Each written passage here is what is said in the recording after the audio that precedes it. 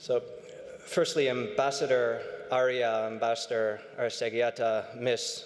Orozco, thank you for your courage and conviction in sharing those very compelling remarks. And in the face of what you shared, one cannot remain unmoved.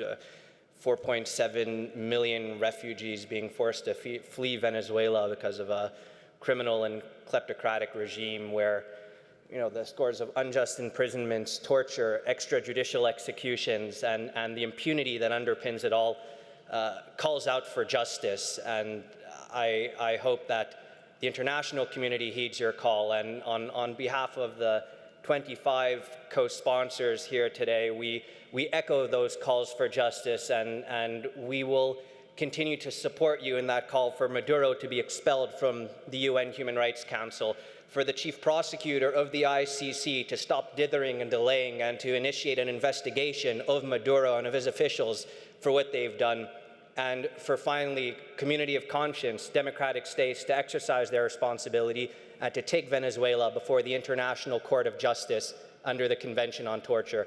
And Ms. Orozco in particular, thank you for sharing your daughter Geraldine's story, which shocks the conscience and shakes the soul, and hope she will get the justice that she deserves. So thank you again for your courage, and in part of this recognition of the courage of dissidents, of the heroes of humanity who have gathered here today. C'est vraiment un plaisir. It's really a pleasure and a privilege for me to be here today for this very moving, inspirational gathering on human rights. At the 2020 Geneva Summit for Human Rights and Democracy, I see humanity's greatest heroes gathered together in common cause. And one of these heroes here today, Biram Da Abid, has time and again sacrificed his own freedom in the struggle to help others achieve theirs. As the leading campaigner to end slavery in Mauritania, Biram's extraordinary work is being recognized today with this year's Courage Award of the Geneva Summit. Biram was chosen unanimously by a broad and inclusive coalition of 25 human rights groups that sponsor the Geneva Summit. As one of these co-sponsors, our Raoul Wallenberg Center for Human Rights has been privileged to take up Biram's case and cause, with our founder, Professor Erwin Kotler, having served as his pro bono international legal counsel during his imprisonment. And in this capacity, we have witnessed firsthand that Biram's bravery knows no bounds. He has put, as Professor Kotler put earlier, not only his livelihood, but his very life on the line in the struggle for justice. He has been unjustly imprisoned, beaten, tortured on a number of occasions. But as soon as he is released from prison or released from hospital, whatever it may be, he is immediately back on the streets, fearlessly campaigning for freedom. And this is no small task in Mauritania, a country that has been described by CNN as slavery's last stronghold. It is a country where 500,000 out of a population of 3.4 million are in a situation what the UN described as full slavery.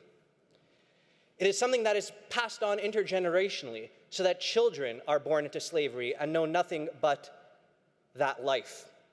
And those who challenge the religious foundations of this institution are charged with apostasy, which is a crime that carries the death penalty. So in the face of this, Biram nonetheless founded the IRA, the Initiative for the Resurgence of the Abolitionist Movement in Mauritania, peacefully protesting for an end to slavery and putting his life at risk in doing so. And directly because of Biram's work with IRA, Mauritania saw the first ever prosecutions of slave masters in the country's history, which had a ripple effect across the country and led to many slave masters, out of fear of further prosecutions, releasing their slaves. And through his movement, Biram further has created a network of thousands of activists, of former slaves, of people of conscience across Mauritania who give the educational and the economic tools to help slaves free themselves and providing them with a community and skills to help them sustain that freedom. But that was not enough for Biram, who wanted to challenge the very roots of slavery in Mauritania, which he described yesterday as the apartheid system that underpins it all, an apartheid system that classifies Mauritanians based on the color of their skin.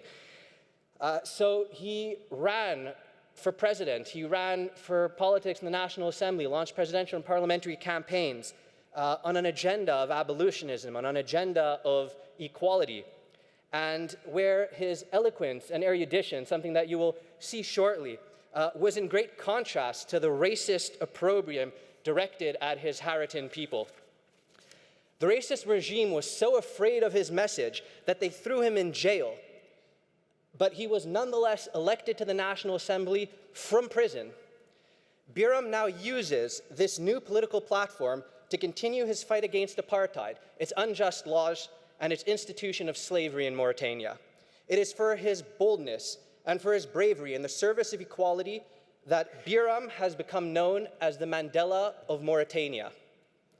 And indeed, his work is evocative of a quote of Mandela's, that what counts in life is not the mere fact that we have lived, it is what difference we have made in the lives of others that will determine the significance of the life we lead.